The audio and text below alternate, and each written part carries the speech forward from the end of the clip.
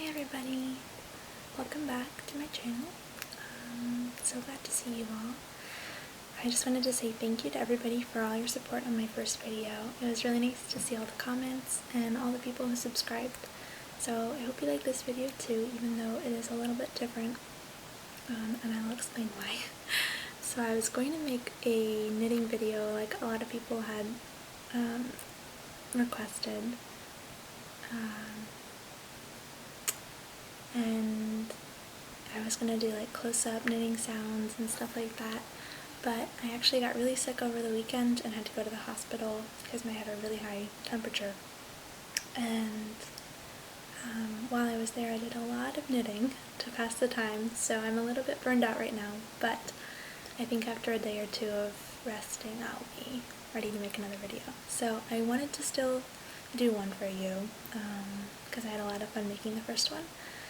So I was looking around and trying to think what I could do, and one of the other things that I like to do in my free time is play Magic, which is a card game some of you might have heard of or played, and I really like not only playing the game but also the sounds that the game makes, the sounds of the cards and of the dice, and the concentration that you have to have during the game. So I thought I would show you one of my decks and talk a little bit about it, and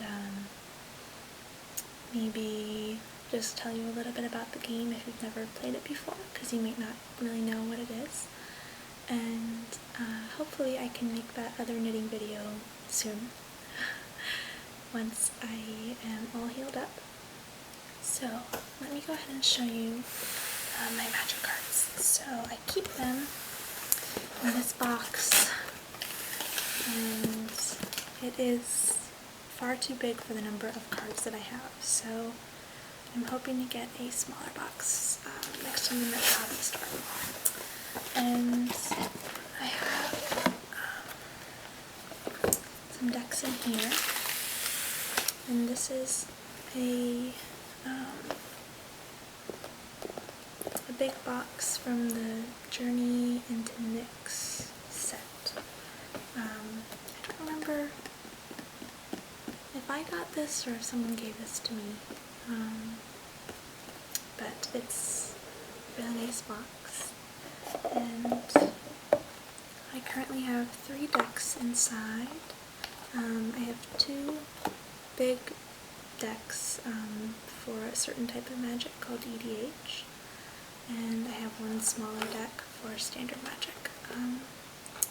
And let's see, looks like I'm mixing up my decks right now. Okay, so I'll go ahead and show you my favorite deck because I'm the most proud of this one. And this is an EDH deck. So in standard magic you have a 60 card deck, and you can have up to 4 copies of each card, and let's see, you start out with 20 life, and let me think, what else? Your goal is to either make the other person run out of cards or to deal 20 damage to them, to get their health to 0, basically. So in EDH there's a few different rules. So it is a 100 card deck instead of just 60 cards, and one of the 100 cards is a special general card. So the general has to be a legendary creature, which is a really powerful kind of creature, and your deck can only be the colors that the general is. So this general, his name is Jorkadin the Prevailer, and he is red and white, so there's some glare but you might be able to see up in the corner. And his ability is, he's first strike, so that means that he does damage before the other creature does. And he has a Metalcraft ability, which says creatures you control get +3/+0 as long as you control 3 or more artifacts. So that means currently his strength is 5 and his toughness is 4. So that means that he does 5 damage to other creatures, and he can take up to 4 damage from other creatures before he dies. But if I have him out, and I have 3 or more artifact cards out, which are a special type of card, then he gives +3/+0 to all creatures, including him. So then he would be an 8/4 instead, because he'd get +3 to the first stat.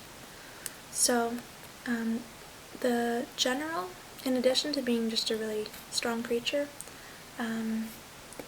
if he dies, then instead of being gone forever, he can be played again, but for a slightly higher cost. So that's nice, because a lot of times if you have a really strong card and it dies, it's really sad because you can't do much about it unless you can resurrect it. But you can play your general again as long as you have enough mana for it. So that's a little bit about, oh yeah, I guess that's just one of the special rules. Another one, in EDH, you cannot have any repeat cards except for basic lands. So in regular Magic, you can have up to 4 copies of each card, but in EDH you can only have 1. So that means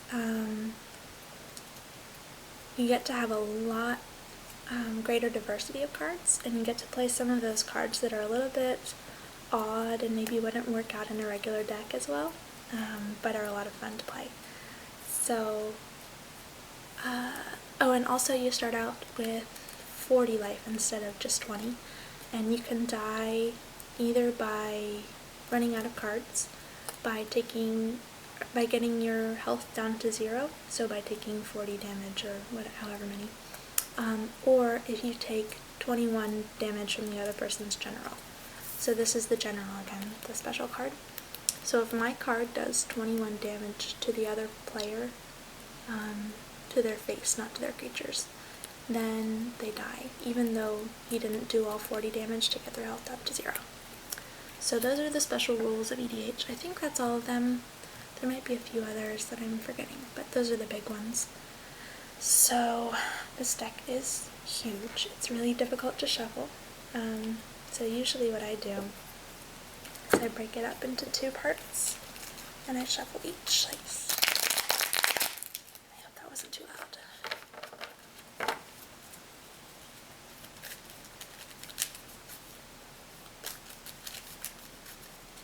And I'll shuffle the bottom part.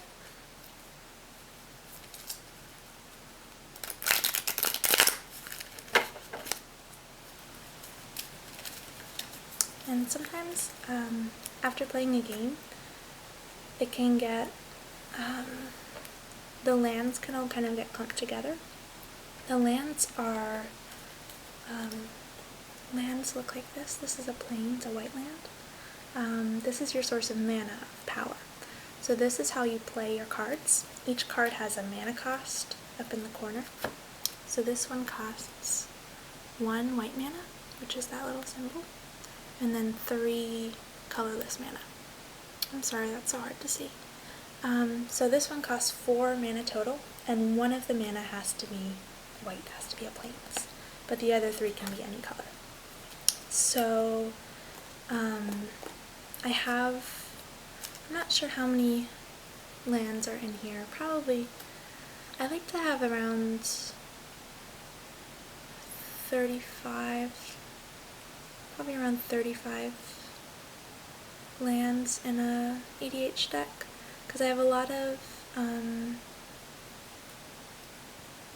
special lands that will do special things, or cards that will let me search for a land if I need one. So I think that's sufficient.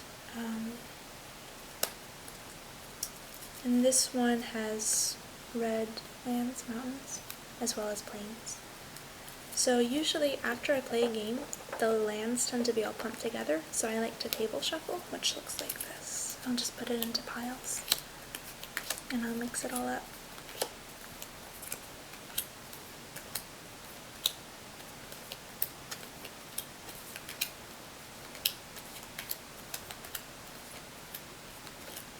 And that way I know that that my lands are not going to be all clumped together, because it's no fun at all if you're playing a game and you're just either not getting any land, so you can't play anything, or all you're getting is land, so that you have no cards to play. So it's definitely really important to make sure you have a good balance of land. And if you're playing with friends, they're pretty understanding, so if you draw your opening hand and you have 1 land, or you have 6 lands, then they'll often say, oh, it's okay, you can get a new hand. Which is nice, because when you're playing with friends, you don't always have to be a real stickler about the rules.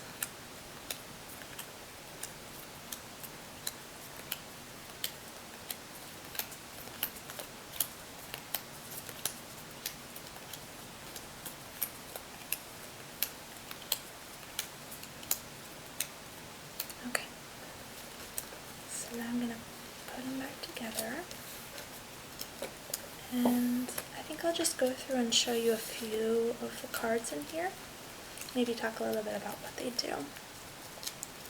So let's see. So I've got some lands. Okay, so this one, Fervor. This is an enchantment. It's kind of ugly. You can see lots of goblins on there.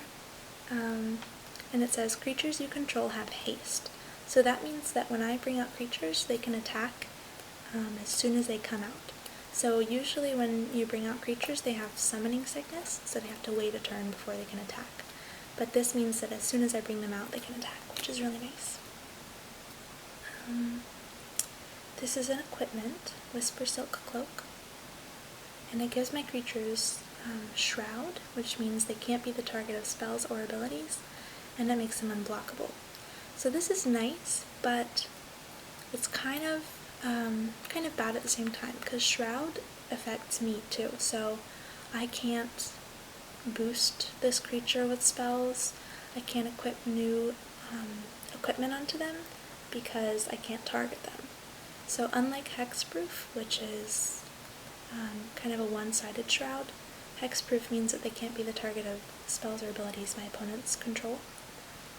Shroud affects both me and my opponents. So I like this card, but I definitely prefer Hexproof. So I have another land. This card is really funny. It's called Figure of Destiny, and the art is really, really cute. I don't know if you can kind of see it, but it's this guy in the middle, and it looks like he's kind of dreaming about all these things that he can become. And he starts out as just a 1/1, so he's a really weak creature. You can pay 1 red or white to make him a 2/2 Kithkin Spirit. You can pay 3 red or white mana. If Figure of Destiny is a spirit, it becomes a 4/4 Kithkin Spirit Warrior. And then after that you can pay 6 red or white mana. If Figure of Destiny is a warrior, it becomes an 8/8 Kithkin Spirit Warrior Avatar with flying and first strike. So I just think it's really funny that this guy starts out as a 1/1 and he can become this absurd 8/8 flying first strike warrior avatar. So I've never gotten him there yet, but I like the card, and it's cheap, so even if he doesn't get there, it's still a 1/1 card for 1 mana, so I like it. Just a creature. This card's kind of nice, Leyline of Sanctity. It's an enchantment. If Leyline of Sanctity is in your opening hand, you may begin the game with it on the battlefield. You can't be the target of spells or abilities your opponents control. So this has happened to me a few times where I get it in my opening hand, and it really changes the game, because basically this is a 4-cost enchantment, and if you get that out in the first turn, it gives you a huge advantage, because your opponents, they either are really limited in what they can do, or they're trying to focus on getting rid of that instead of doing other things. Let's see. Some more lands. Oh my goodness, this card is really funny also in my deck. So I was telling you with EDH, you start out with 40 life.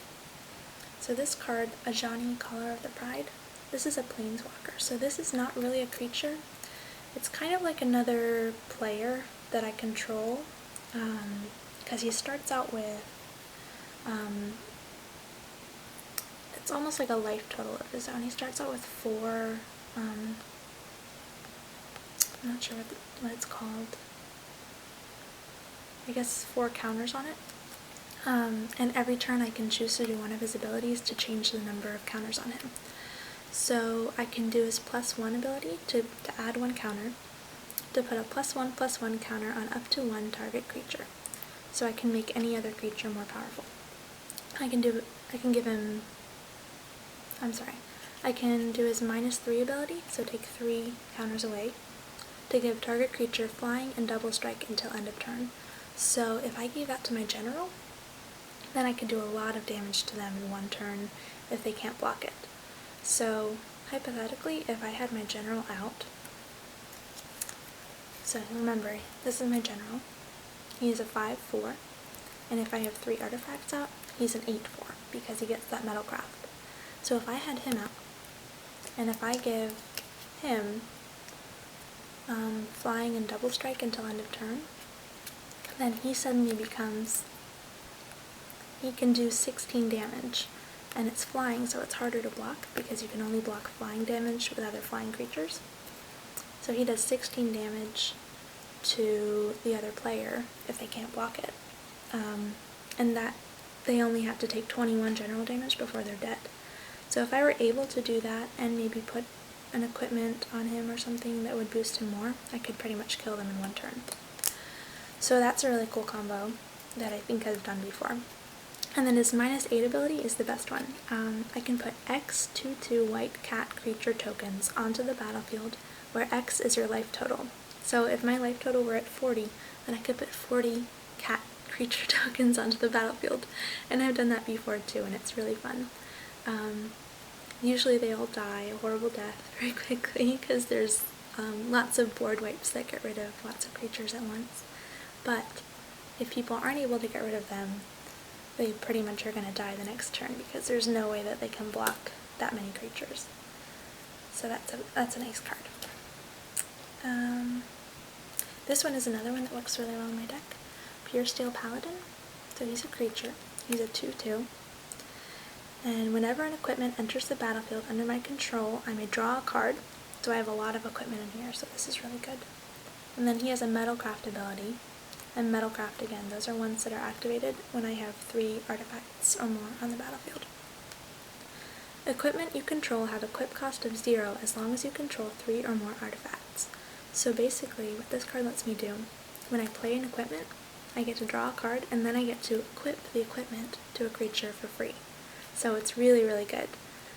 Unfortunately, he's not very strong, so he dies easily. So it's good to give him protection, maybe give him hexproof or a shroud, so that he doesn't get killed easily, because definitely he would be a good target for the other opponent to get rid of.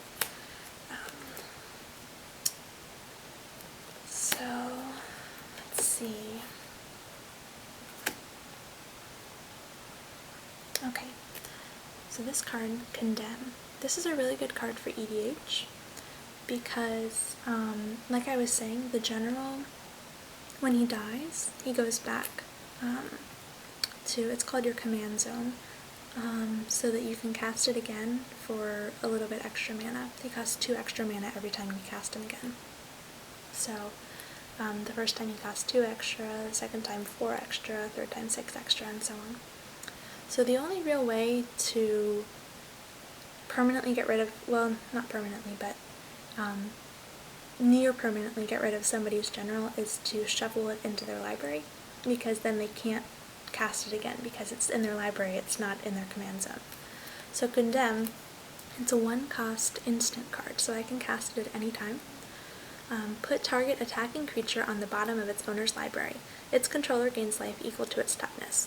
So if there's a lot of decks that the general is a really strong combat-wise, so my deck would be one of them. If somebody were attacking me with their general, then I could play Condemn, put their general on the bottom of their library, and then they get to gain life, but now they can't cast their general again unless they're able to search for it from their library.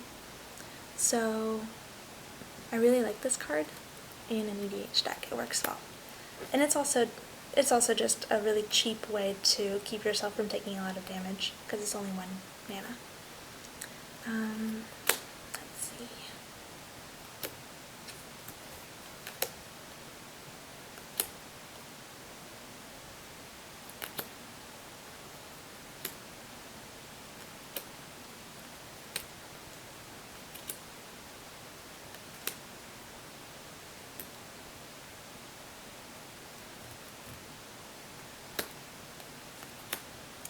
A lot of these cards are kind of similar, so I don't feel the need to explain all of them, but, oh, this one is interesting. This one's called Quietus Spike. It's an equipment. So it's a gray like this, it's colorless. And it says, equipped creature has death touch.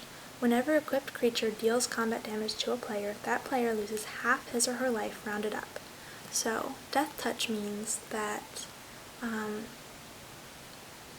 any amount of damage that that creature does to another creature is enough to kill it. So if I had a 1/1 death touch scorpion, for instance, that would be enough to kill a 15/15 trample giant or whatever, because it has death touch. So it has, I guess, like a poison or something like that. So this can be useful. Usually you use death touch on defenders to kind of scare the other player into not attacking you, because it's not very useful when you're attacking, because obviously they're not going to block a death touch. But for blockers, so if you can put it on a defender creature or somebody that you're not going to attack with, then that's really good. But also, the second part of it says when it deals damage to a player, that player loses half his or her life rounded up. So this kind of, if it didn't have that, then you want to put it on a defender, but since it does, you want to put this on somebody who can deal a lot of damage and won't die very easily, because basically this is going to compel the other player to block with a creature, because they don't want to lose half of their life. If they don't block, then they lose half of their life because they take the damage to their face.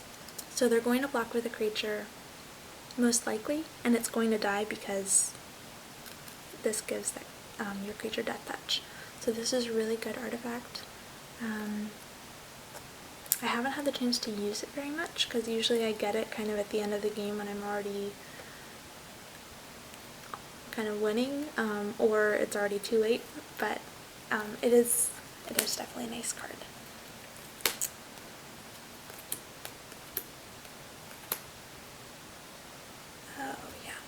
These are another really good set of cards, the swords.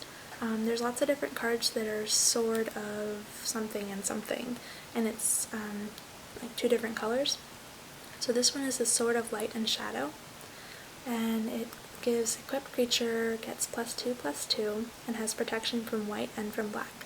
So that means that it can't take damage from white or black creatures or spells. So that's really strong. If you're playing against someone who has white or black in their deck, then if they block with a white or black creature, then they can't kill your creature. So that's really strong. And it also says, whenever a equipped creature deals combat damage to a player, you gain 3 life, and you may return up to 1 target creature card from your graveyard to your hand. So this card is really nice. It's saved my butt so many times in Magic. Let's see.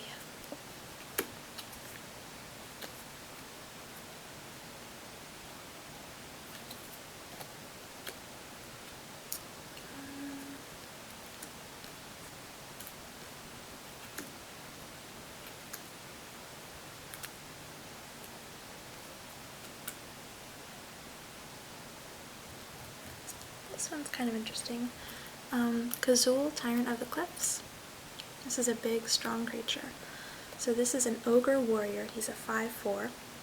And whenever a creature an opponent controls attacks, if you're the defending player, put a 3/3 red Ogre creature token onto the battlefield unless that creature's controller pays 3 mana.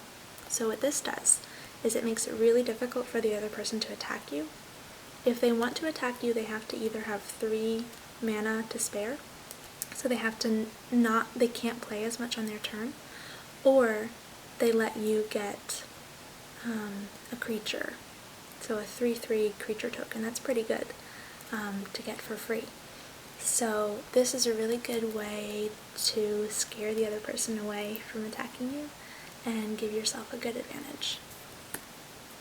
It's a really annoying card to play against, though. I hate it so much in somebody else's deck. Let's see. I have a lot of other cards, but I don't want to make this too long. Okay, here's another sword.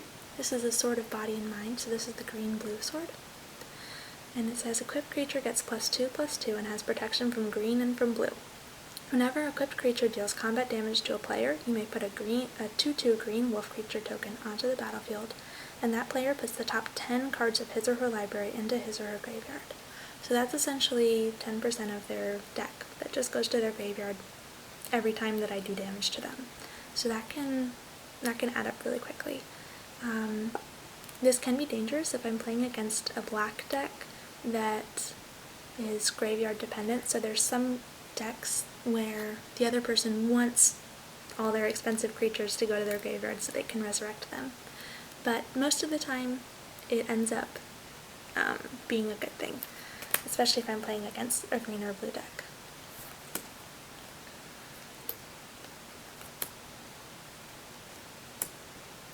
Oh my goodness. This is another one that's really good in EDH, Malignus. Malignus's power and toughness are each equal to half the highest life total among your opponents rounded up. Damage that would be dealt by Malignus can't be prevented. So again, we start at 40 life, so assuming that he comes out pretty close to the beginning of the game, then he would be a 20/20, which is really strong, and damage that would be dealt by him can't be prevented. So they can't play like a fog, which says prevent all combat damage. He's not trample, so what trample means is that damage that's dealt, basically the way that blocking works. So if he's a 20/20, the opponent could block with a 1/1, the wimpiest creature, and as long as they're blocking, they don't take any damage. If he had trample, then the 1 damage would get soaked up by the blocker, but the 19 damage would go through.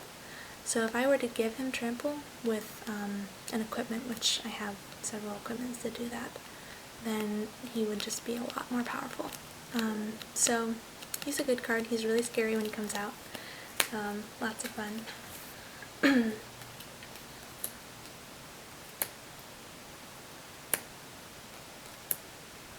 I know there's at least one more card that I wanted to show. That one's nice, but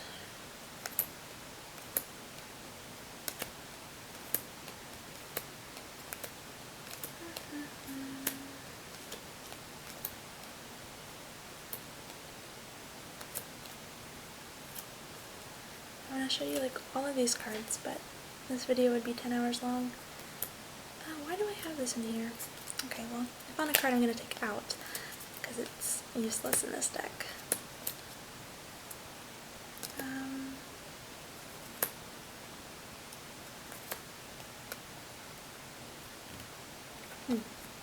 2 cards actually.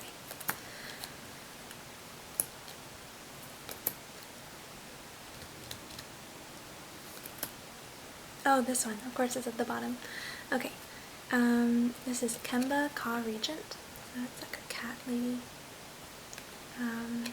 At the beginning of your upkeep, put a 2/2 white cat creature token onto the battlefield for each equipment attached to Kemba Ka Regent. So I've won several games by bringing her out and attaching like 4 or 5 equipments to her, and then every single turn I get, let's say I have 4 equipments attached to her, I get 4 cat tokens. So she just becomes unstoppable. Then I have all these cats that I can just throw around. I don't care if they die because I'm going to get new ones next turn. So that's been a strategy that's helped me a lot. And I think that's pretty much it. Yeah. So again, I have lots of other cards in here, but I don't need to show them all to you. So that is the gist of this deck, basically bringing out equipment and triggering Metalcraft abilities to make things more powerful and doing lots of damage, being annoying. Though there's lots of cards in here that take advantage of EDH mechanics, so basically like life totals and using those to my advantage. So I guess that was all I had for the deck.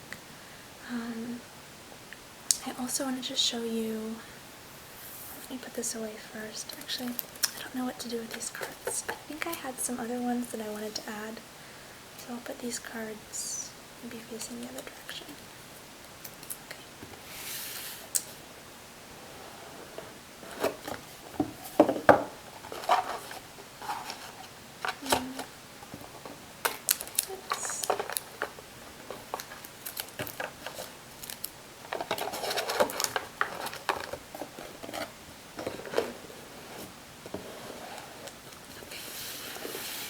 So I also have this big bag of dice.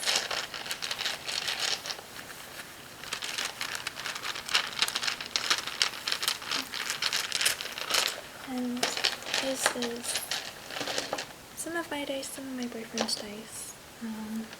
He's got a lot more than me because he's been, well actually I think I've been playing Magic longer than him, but he got much more into it than me.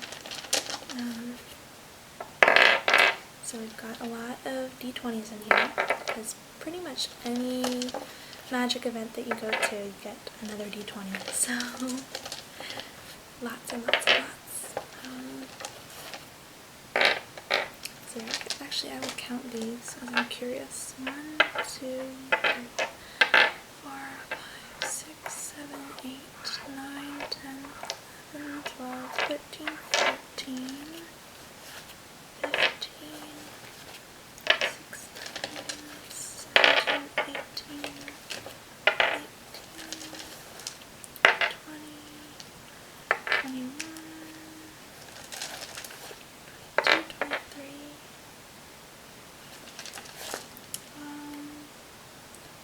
and then we have 2 more, so there's 25 D20s total, and one of them is this really big one. So you can see this is a normal D20 and this is the really big one. Yeah, and this one's got like cool rune kind of things around it. I don't know, looks neat. And then this one I got as a novelty gift for my boyfriend, but when you roll, I think it's meant for Dungeons and Dragons, which I also play a little bit of.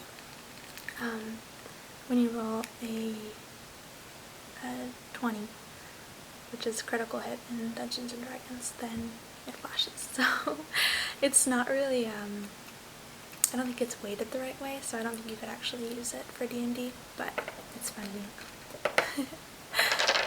It's fun.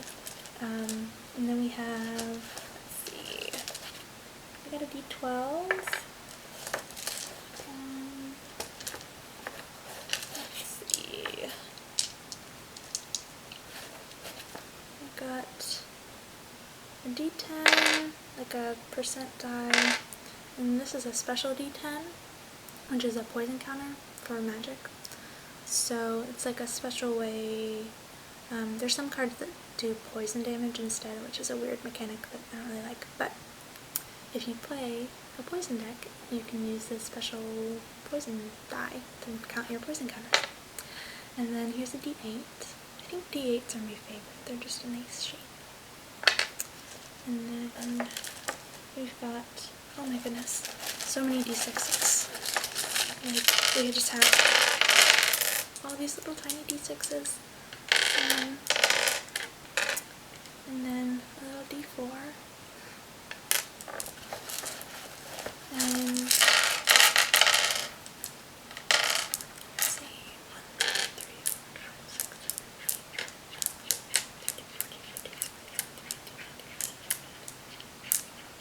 6, 7, 29 D6s, which is way more than any person needs. But And then 2 of them are these special D6s. These are for a special kind of magic. I'm not sure what it's called, but there was like a special plane chase, I think is what it was, and there were these different planes that you could travel to, and each kind of changed the rules a little bit. So you rolled these dice to decide if you changed planes or not. So we played that a little bit. Haven't played it in a while, but it was fun. So anyway, I love the sounds that the dice make and the dice bag, and they're just all really pretty dice. So that was my favorite deck. Maybe I'll show you, next time I go to a draft, I might show you like which cards I get, and then I can put them in my card collection so I can show you how I organize the cards. And then I'm hoping to make the knitting video within the next few days, because I know that was one that people wanted and were interested in. So I think that's all I have for now. Thank you for watching, and please let me know if you have any requests or suggestions or questions or anything like that. Okay,